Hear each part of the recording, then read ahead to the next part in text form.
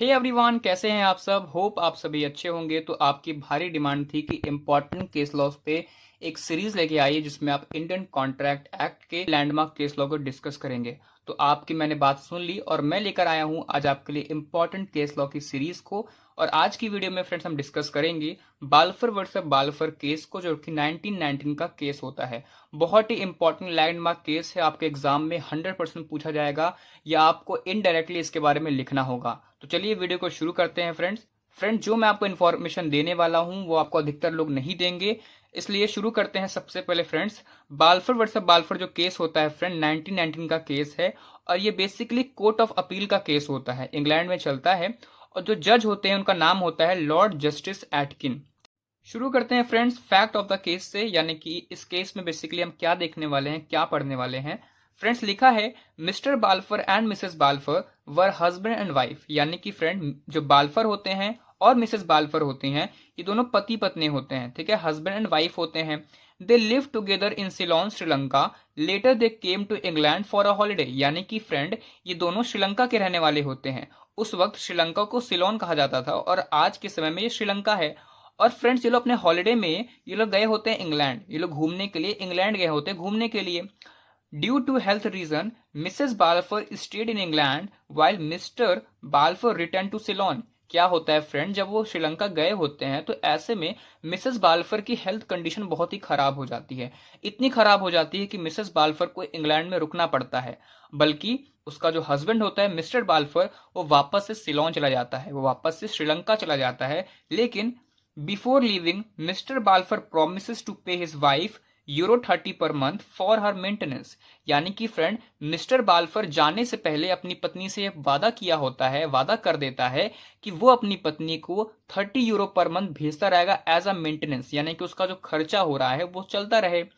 Letter dispute arose between them and Mr Balfour stop sending money. Friends आगे क्या होता है कि मिस्टर बाल्फर और मिसेस बाल्फर के बीच में किसी तरह का झगड़ा हो जाता है और ऐसे में मिस्टर बाल्फर जो उसे पैसे पे कर रहे थे हर महीने €30 पर मंथ, वो उसे पैसे भेजने रोक दे। Mrs Balfour sue him to enforce this promise. ऐसे में मिसेस बाल्फर ने इंग्लैंड में जाकर के केस किया कि मेरे हस्बैंड ने मेरे से कहा था कि वो मुझे हर महीने €30 पर मंथ भेजता रहेगा, वो मुझे एज अ मेंटेनेंस पैसे भेजता रहेगा, लेकिन उसने मना कर दिया। ठीक है, उसने मना कर दिया। आगे क्या हुआ फ्रेंड, इशू ये आया, whether an agreement between a husband and wife for maintenance money constitute a legally enforceable contract law. Issue मतलब फ्रेंड्स क्या हुआ कि कोर्ट के सामने सवाल क्या आया। कोर्ट ने ये कहा कि क्या जो हस्बैंड और वाइफ के बीच में जो एग्रीमेंट हुआ है क्या वो एक लीगली इन्फोर्सेबल कॉन्ट्रैक्ट है, क्या लॉ ऐसा कुछ कह रहा है। तो फ्रेंड अब देखते हैं जजमेंट क्या निकल के आया। लॉर्ड जस्टिस ने क्या बात कही। Lord justice Atkin held that, यानी कि जो लॉर्ड होते हैं जस्टिस एटकिन जो जज होते हैं उनका फैसला आता है, for a valid contract there must be intention to create legal relation, यानी कि अगर एक वैलिड कॉन्ट्रैक्ट है तो उस वैलिड कॉन्ट्रैक्ट में ध्यान रखने वाली बात यह है कि एक लीगल रिलेशन होना चाहिए, किसी भी प्रकार का सोशल रिलेशन या डोमेस्टिक रिलेशन नहीं होना चाहिए। वो कहते हैं domestic agreement like between husband and wife or within family are generally not made with the intention of creating legal obligation, यानी कि हस्बैंड वाइफ या फैमिली के बीच जो प्रोमिसेस होते हैं वो बेसिकली डोमेस्टिक एग्रीमेंट होते हैं जिनमें नॉर्मली लीगल इंटेंशन नहीं होता। Hence such agreement are not enforceable in a court of law, और ऐसे एग्रीमेंट्स लॉ के अंदर इन्फोर्सेबल नहीं होते हैं। Therefore the court dismiss Mrs Balfour claim, और ऐसे में क्या होता है कोर्ट डिसमिस कर देता है कि जो कुछ भी मिसेस बाल्फर ने क्लेम किया कि उसके हस्बैंड ने उसे पैसे देने से रोक दिया, पैसे नहीं भेज रहा है, तो उसके इस क्लेम को वो डिसमिस कर देता है, मना कर देता है। और फ्रेंड्स कोर्ट ने क्लियर किया कि हर प्रॉमिस या एग्रीमेंट ऑटोमेटिकली कॉन्ट्रैक्ट नहीं बन जाता। ठीक है, कोई भी एग्रीमेंट आपका ऑटोमेटिकली कॉन्ट्रैक्ट नहीं बन सकता, ये वो कहता है। फ्रेंड्स आगे बात करते हैं इंपॉर्टेंस इन एग्जाम, यानी कि ये केस लॉ आपके एग्जाम के लिए कितना इंपॉर्टेंस है इसको हम जान लेते हैं, इसके लीगल प्रिंसिपल्स को जान लेते हैं।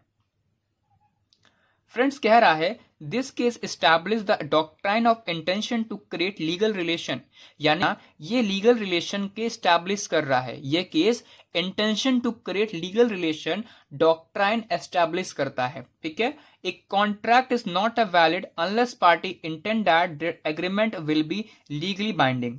डोमेस्टिक या social agreement between family members और friends are usually outside the scope of enforceable contract.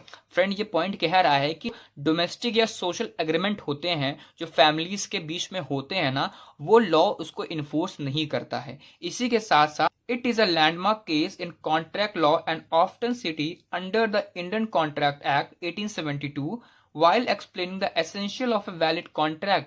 यानी कि फ्रेंड इंडियन कॉन्ट्रैक्ट एक्ट जो 1872 है उसके कॉन्टेस्ट में ये जो केस है फ्रेंड बताता है कि जो सभी एग्रीमेंट होते हैं ना वो कॉन्ट्रैक्ट नहीं होते हैं। बता दूं फ्रेंड बहुत ही इंपॉर्टेंट लैंडमार्क केस है, एग्जाम में हमेशा पूछा जाता है। फ्रेंड इस केस लॉ को बहुत ही अच्छे से तैयार करिएगा अपने सेमेस्टर एग्जाम के लिए। मिलते हैं अगले वीडियो में अगले केस लॉ के साथ, तब तक के लिए good bye and thank you.